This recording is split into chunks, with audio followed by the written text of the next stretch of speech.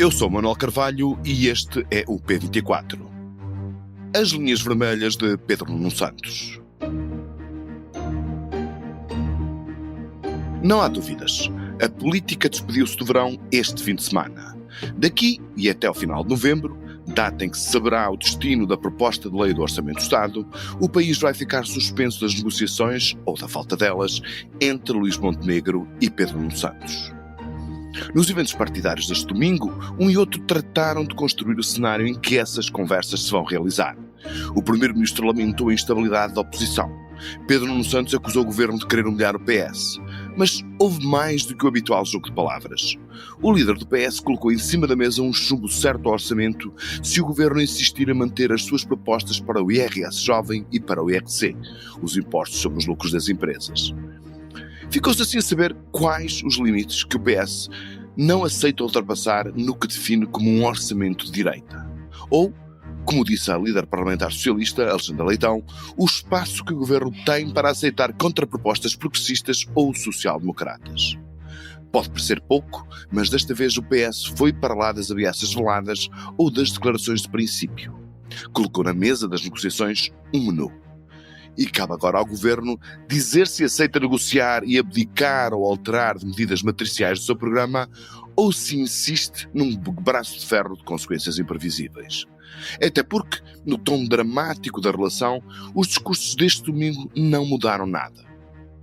O clima da acrimónia entre o PS e o PSD, que se preparam para negociar, está bem vivo. Seria mais fácil se as farpas entre uns e outros não existissem. Mas, enfim, já sabemos que a política partidária não dispensa a exibição de doses elevadas de músculo duro e voz grossa. Vale assim a pena olhar para o que aconteceu e para os reflexos deste domingo nas próximas semanas. É por isso que o P24 chamou a jornalista Helena Pereira à conversa. A Helena é uma jornalista da área da política com enorme experiência, faz parte do painel do podcast Soundbite, que hoje regressa depois das férias, e é editora executiva do Público.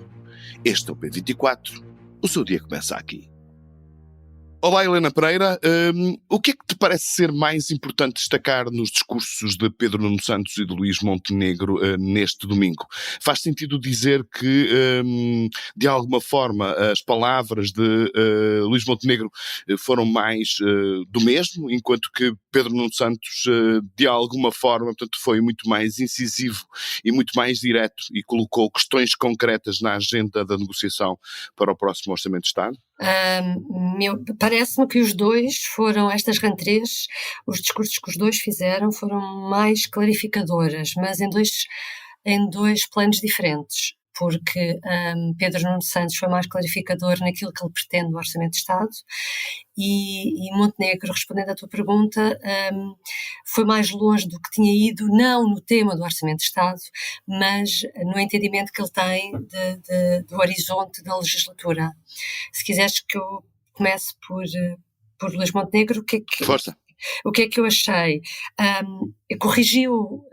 Parece-me que o Luís Montenegro corrigiu o discurso que começou com este governo leva 5 meses, começou com um grande dramatismo e uma grande vitimização, a queixar-se que o PS não iria deixá-los governar e parece-me que este novo ano político arranca com o Primeiro-Ministro a dizer que está disponível para, nas condições que tem, governar durante 4 anos e significa, ele nunca o fez de uma maneira tão incisiva, significa que ele está disponível para ir negociando, porque um governo com maioria relativa é a única coisa que pode fazer.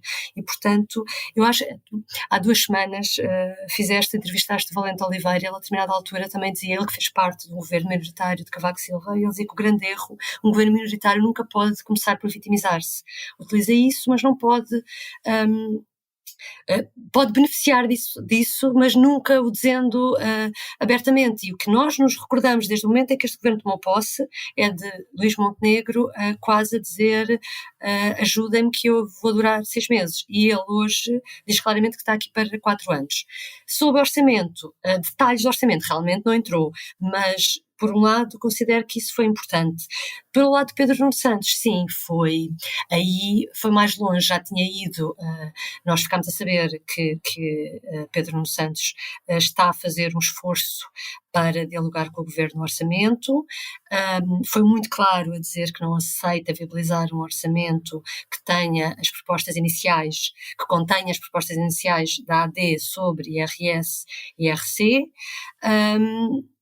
e disse mais, disse que se por acaso este orçamento não for aprovado, que o PS está disponível para aprovar o retificativo para que funcionários públicos, professores, polícias, não fiquem sem receber as suas valorizações salariais, porque isso tem sido um argumento que Luís Montenegro tem usado muito contra o PS, vocês depois, se chumbarem o orçamento, vão impedir os professores de receber o descongelamento da carreira e etc. Mas, portanto, juntando esse anúncio de que estará disposto a comprometer-se com a viabilização de um orçamento retificativo no cenário de haver um falhanço na negociação do orçamento, juntando, portanto, esse argumento à questão, às linhas vermelhas que ele colocou em cima da mesa relativamente ao IRS jovem, ao IRC, faz sentido dizer que o orçamento do Estado parece ter-se tornado mais difícil?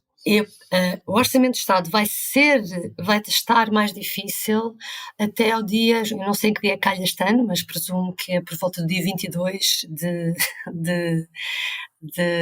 novembro, que é aprovado a votação final. Final global, e, portanto, sim. Exatamente. Eu acho que até essa altura vai sempre ser muito difícil. António Costa foi à Academia no sábado, ontem. António Costa foi à Academia Socialista e, a determinada altura, teve piada porque disse: eu confio no secretário-geral Pedro Nuno Santos, que tem muita experiência em negociar orçamentos, porque estava do lado do governo, era primeiro-ministro dos Assuntos Parlamentares, secretário de Estado dos Assuntos Parlamentares, em que negociou com a Geringonça, com o PC e com o Bloco de Esquerda e os Verdes. E o que é que Pedro Nuno Santos terá aprendido, nomeadamente com o PCP, que ele sempre disse que foram as negociações mais difíceis?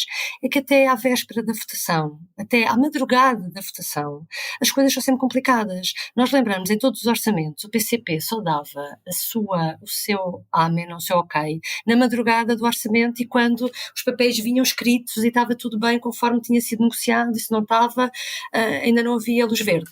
Portanto, eu presumo que isto vai se arrastar, se alguma coisa, para além da experiência do à vontade para negociar que Pedro Nuno Santos já tinha, não é? Por isso é que foi escolhido para essa pasta na altura por António Costa.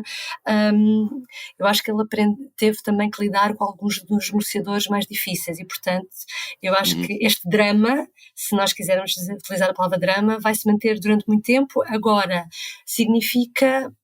significa que há um esforço dos dois lados e quando for na derradeira semana de aprovação do orçamento, se calhar aí podemos estar mais preocupados. Por enquanto, parece-me que Pedro Nuno Santos tentou finalmente, houve uma altura, deixa-me só dizer isto, houve uma altura que parecia-me que Pedro Nuno Santos não estava a conseguir lidar bem com a pressão de toda a gente, tanto o PSD como a opinião pública ou os comentadores, a dizerem que, sempre a olharem para o PS. Lembras-te desta semana, ele disse: não chateiem o PS.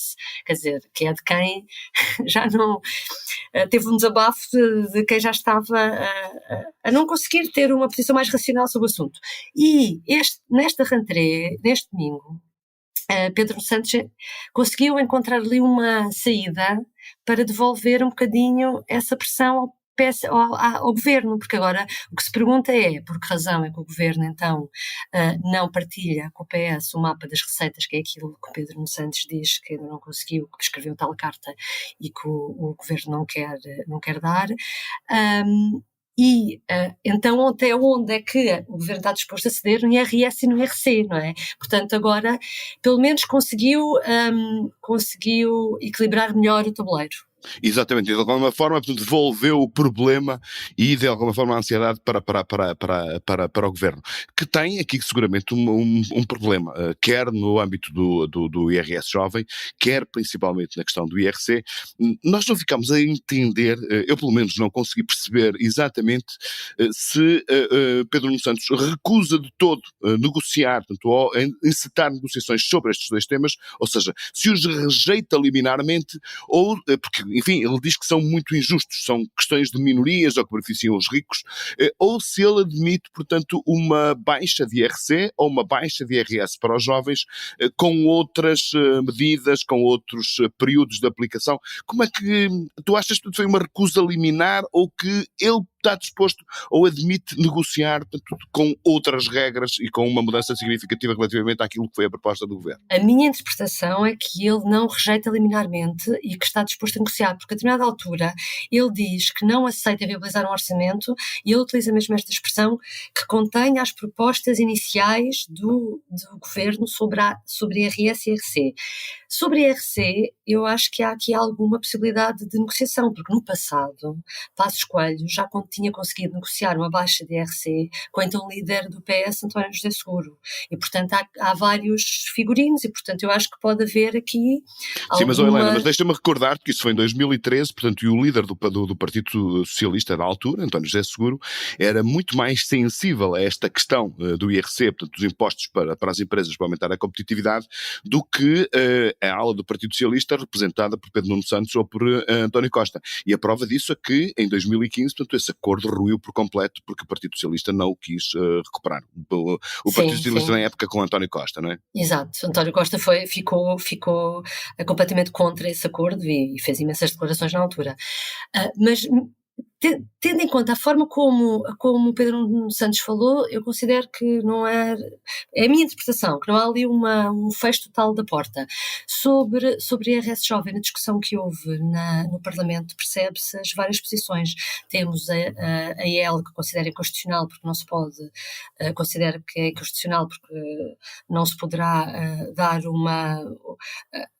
conceder aqui um estatuto especial para as pessoas com menos de 35 anos, e temos a posição do PS, e a posição do PS não tem tanto a ver, o PS não foi contra um conceito de IRS jovem, foi contra quais são os jovens que são abrangidos por esse IRS, ou seja, considerando que, no fundo, que teria que abranger os escalões mais baixos e não ir tão longe como o governo quer ir. Portanto, eu diria, na minha interpretação, que poderão falar sobre estes dois assuntos. Isso não quer dizer que conseguirão chegar a acordo, mas também se diz, isso eu não tenho a certeza, que para o governo é mais importante que o IRS jovem eles já dão como perdido, não sei se é verdade ou não. Portanto, aí também agora faz parte deve haver, ou das trocas que forem feitas, não sei. Uhum.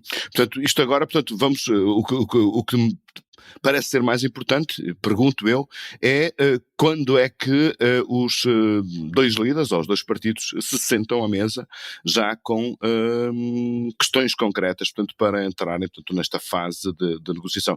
Isso ainda vamos ter que esperar mais umas semanas, ou achas que já pode acontecer, enfim, a partir do final desta semana? Pois, porque quando foi a ronda, ainda em julho, a expectativa era de que no início de setembro, portanto a partir desta semana, possa haver nova ronda.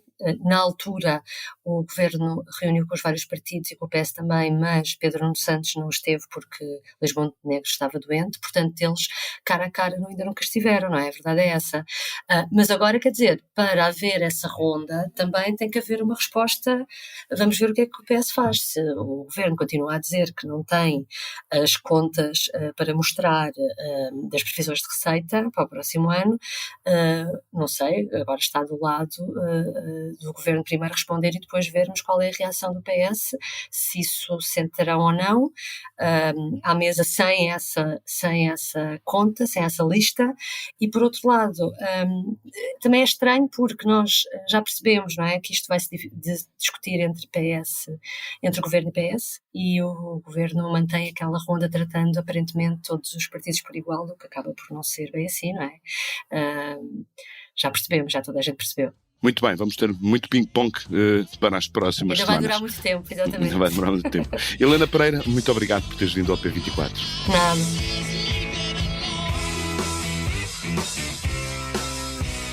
O P24 não perde uma oportunidade para continuar a lista de músicos ou de bandas usadas contra a sua utilização à vontade nos comícios de Donald Trump.